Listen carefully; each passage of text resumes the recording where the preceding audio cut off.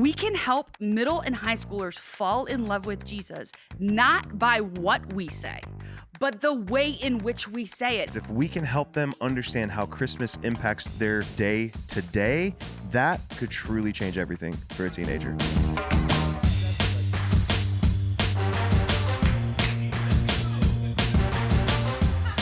Welcome to the Rethinking Youth Ministry podcast.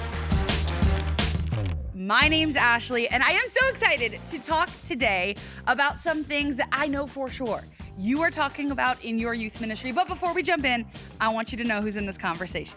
Hey, my name's Shane. Yo, I'm Jamel. Hey, I'm Charlie. And today we're going to be talking about stress, consent, mindset, and Christmas. And if you follow our suggested scope and cycle for XP3, then you might be preparing to teach on one of these topics. If you are not a curriculum subscriber, do not worry. You will absolutely benefit from this conversation. I think that you can bring a lot to this conversation. We would love for you to stay because what we want to talk about are some of the conversations we've been having behind the scenes as we're creating the content. So not just talk about the finished product, but the process of making it and what's important to remember when we're talking about these things with middle and high school students. So the way we're going to do this, friends, is we've got 4 topics, 5 minutes per topic. So if you have something to say, speak up. Are we ready for the first topic? I'm going to drop it here. I'm going to drop it. Ready. Mindset. What are we talking about? Go. I think it's important because we have students that have a lot of negative self-talk in their minds. True. And that's something that's coming up a lot more. So this, I think, is more important than ever to talk about mindset for sure. Jamel, you said that like you were under threat of something. I apologize. He met the intensity of 5 minutes. My bad. He was like, okay, I got to get this out really fast. I want to hear what Charlie has to say. Well, I do think negative self-talk is something that all students are dealing with, and adults, to be honest. And this conversation, I think, could be a game changer if we could help students rethink how they're thinking about themselves, because their outward language, they know they're not supposed to say hurtful things to other people, but when they look in the mirror, they're not often seeing that, oh, I shouldn't say that to myself. Yes. It's Yes. so true. This series, too, we built it alongside John Acuff and his daughters, McCrae and Ellie, which is so fun. They have a book called Your New Playlist, which is also the title of the series. So we got to partner with them. And I think one of the best things about their framework is that it gives this really like practical and tangible way to tap into mindset. Thinking about the playlist that runs through our head all day long and thinking about the options we have to replace it or to put certain thoughts on repeat. And obviously all of it in the series coming back to having a God-centered mindset. I just think the way it's all packaged, the way it came together with their partnership, all of that is really helpful for students. I love that. And I think it's important to remember, like you were saying, Charlie, this is a human thing, not like a teenager thing. Yes. Yeah. And isn't it true that like when you're in a mood and you listen to that kind of music, you're like, you are in that mood. Yes. And then you're like, it's hard to switch out of that mood when you just have that sad playlist on repeat, you know?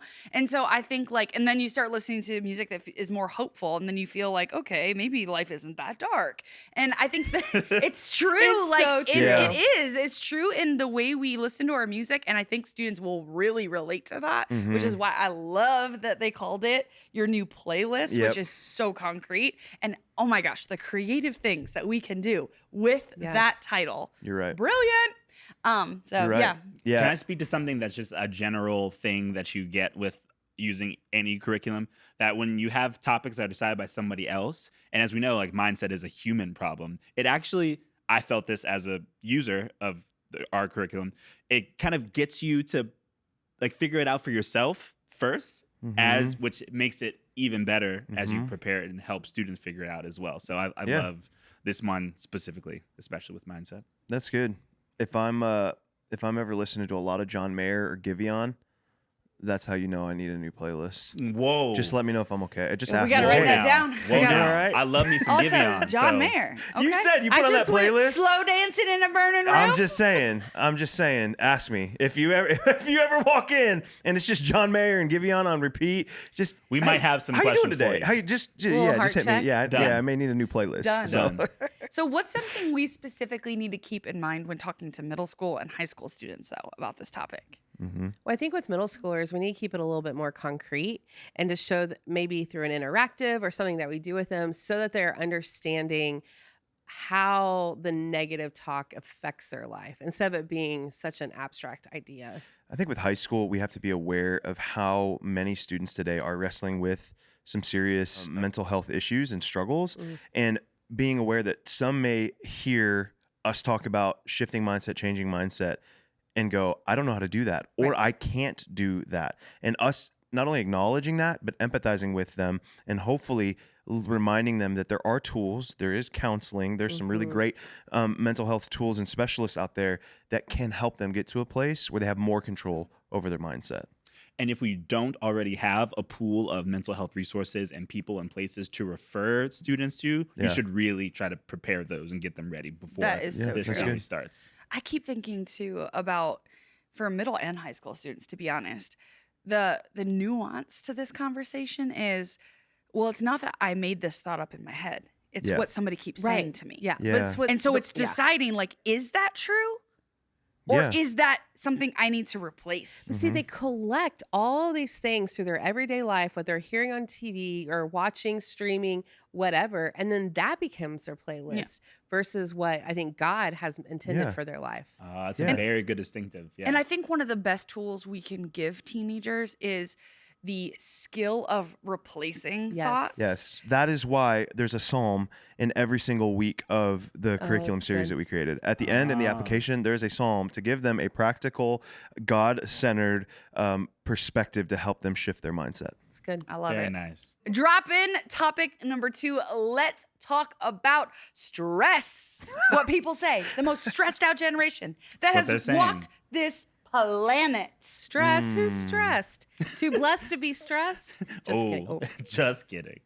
Is True. that what I'm feeling? No, none of us want to talk about it. We're like, "Well," No, but I'm just Ash, kidding. you're right. People, quote unquote people, are always saying this is the most stressed out generation. Yeah. But why? Right? I'm a why person. I like to ask questions. I want to get to the why. So why is that? And then if we can figure out the why, how then can we step in with some tools to assist in overcoming stress? I love where we start the conversation in the series, and it's a reminder that God cares for you. I just think that is so important for this generation that is stressed out, but for all the other challenges that they're facing and carrying, to understand that there is a God who is actually actively interested in your day-to-day life, actively aware and with you in your stressful moments. Gosh, I just think if they could grab hold of that truth and it can begin to shape the way that they think or approach stress, or it could even relieve some stress for them, that could be a really huge shift. And if I'm being real, like part of the conversations we've been having is, yes, that's true, but sometimes it just doesn't feel that way. You're right. Yeah. Right. You know, That's where I was gonna say, yeah. The truth is we Yeah. have to remember when we're talking about this that there are going to be students that we have been entrusted with who are experiencing a kind of heartbreak Yeah. or a bomb has been detonated in their life Yep. Yep. that nothing about God or the good news of Jesus feels like good news. You're right. It feels like God doesn't care about me. Yep. Because how could this possibly be my reality? So, I mean, we had so many conversations about, like, we know that there are students. So the equipping your small group leaders to navigate those conversations, not to squash those feelings. Yes. And not to just shove like, well, Yeah. God still cares, even if you don't feel like it, which even if that's true, who wants to listen to somebody that says it like that? Yeah, Nobody. exactly. Well, and I think that empties the trust bank between me and my small group leader Yeah. because you're not really hearing me, right? So preparing the small group leader to have these conversations in a healthy way, because I feel like this is one of those topics, if you say the wrong words, right? Because words matter. In a critical moment where a student is really sharing what their stress is, and you're like, well, God's got you. Yeah.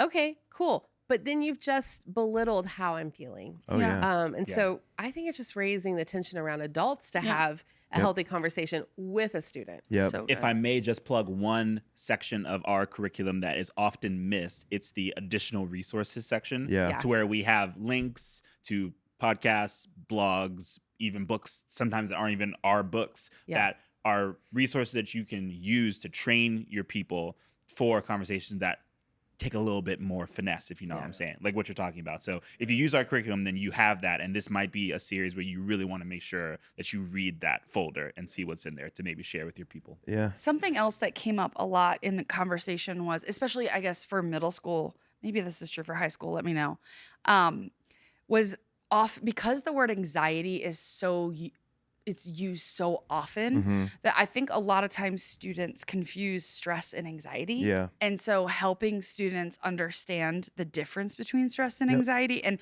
I wish I had like prepared to like give you these two fancy definitions, but I think we talk about it in the script. I just don't have it memorized. But I think like we also have to remember stress isn't always bad. Yep. Eustress and distress, two different things. Yeah. Eustress is positive stress. It helps you achieve a goal. It's what you feel the moments before the big game. And distress is negative stress. It's the things that actually hurt you or make you more unhealthy and prohibit you from doing something. And so I think we need to make sure that we are framing the conversation that stress isn't always bad. Yeah. And it's also a normal thing to feel it. Yep. And stress and anxiety aren't the same thing, although it can feel very gray sometimes. I want to attempt to summarize, I think, some of the things I've been hearing. This conversation has to be practical, in the trenches work. Acknowledging stress through a God-focused lens or within a youth ministry cannot be, hey, God cares for you in a dismissive way.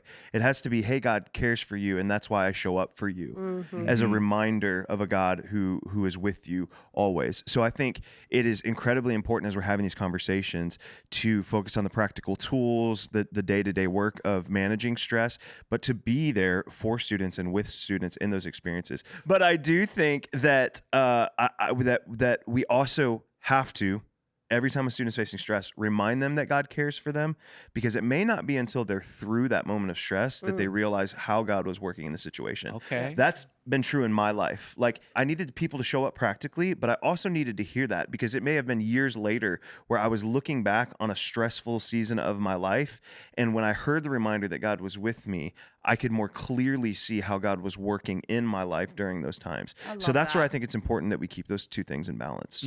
Great summary. One more practical thing I just want to add here. We talked about this in the creation of this series, is that if you have any public schools in the area that you have a church, there is a health education curriculum that is usually the public can see it. You can request to see it. And stress is part of the health education curriculum in middle school and high school. It's a national health education standard. And the reason that matters is because I would be curious as a youth leader in your community and in your state, what is being taught in middle and high school. Yeah, that's good. Not to fight against it, but to partner with. To sync how up. much better can we reach this generation if our schools and our parents or the families and the church are all speaking the same language? And also, that's good. what an honor we would have to be able to talk like, hey, I know that in school you use this word or whatever. That's great. Let's use that word in this conversation. Yeah, that's great. And I don't know. I just feel like The alignment packs matters. the punch Yeah. Absolutely. That's good. in a good way. Yes. Yes. Yeah. In a positive stress way. Okay, third topic coming in hot here. Okay. The topic is consent. Ooh. I know church leaders can't wait to talk about consent. They're so high. I love that the church can be a safe enough place to talk about such a big topic as consent, because consent matters. And I think when you hear consent, you immediately go to maybe intimate relationships. But I'm just talking about consent to hug someone, right? Because I know so many neurodivergent kids that coming at them just to even hug or touch them could send them in a spiral. Yeah. So consent so in even good. moments like that is so important. And I want the church to be talking about it. That's good. I just love how you broadened it for me, my own self, because my first thought is in intimate relationships. But no, you're absolutely right. In fact, I just saw a book on the shelf that's like how to say I don't want to hug. That's how difficult those conversations are sometimes, but important at the same exact way. Yeah. So thank you for that little broadening of what consent can mean. I think it's really important for us to pay attention to the common ideas around this topic, but we did expand it even beyond, physical interactions, intimate relationships, all of those things. Like we're talking about consent through the lens of even taking a shirt from your sibling without asking them permission. Ooh. Consent Taking a picture of someone. taking a picture Yeah. of someone, from what we would define as some of the smallest things to some of the biggest things that students are hearing about at school assemblies and everywhere else. This topic is meant to not just focus on the idea of consent, but to actually elevate the ideas that students have when they hear that word. So explicitly, what we talked about is the importance of honor. So let's look at consent almost as a bare minimum. It's so important, but that's not where the conversation ends. Like, what if you could truly honor other people? Because that elevates the importance of what consent is in every single area of your life. So I was excited about kind of that perspective. It made me think through some things differently. I was thinking about when I was in middle school, I was at a soccer camp, and the group of girls that I had made friends with, we were being silly and taking like pictures of people when they were like asleep. Mm-hmm.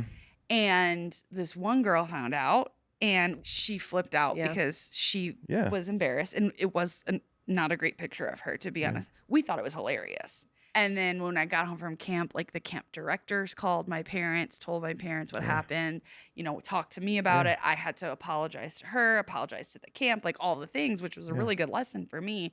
But where the gap was, is that was, in my mind, not anything about consent. Yep. Yeah. Because we were talking about taking a picture. Mm-hmm. She's got clothes on and she's just looking funny while she's sleeping. Yep. And I totally violated her consent in that. Yep. And I think, like, as youth leaders and volunteers, those are examples that we need to give, because this conversation is way beyond the realm of sex. Yes.